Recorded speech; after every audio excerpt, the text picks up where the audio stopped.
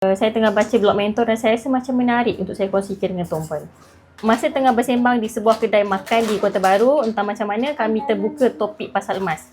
Kata sahabat saya, dulu aku beli 1 dinar harganya sekitar RM300 sebagai mas kahwin.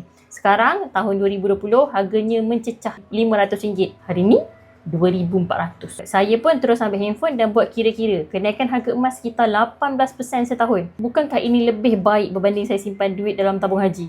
Saya teringat semula tahun 2006 masa saya mula-mula niat nak beli shilling 1 dinar. Saya pergi ke Pajak Gadai Islam di Kota Baru dan tanya harga 1 dinar Kelantan. Berat 4.25 gram berketulinan 91.6. Masa tu harganya sekitar 300. Saya terkejut.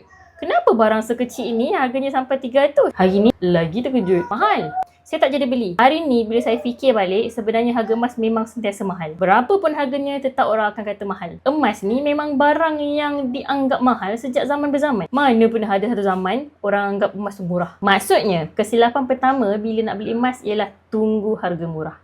Jadi apa kata mentor? Harga emas memang tak akan murah selagi kita tak mulakan dengan belian pertama. Ada ketikanya harga 170 segram dianggap sangat mahal. Tapi masa harga emas naik sampai RM150 segram, masa itu orang anggap 170 sangat murah. Jadi cara yang betul nak beli emas, kena beli dulu walaupun sekadar 1 gram. Mulakan dengan bajet kecil, jangan tunggu harga rendah.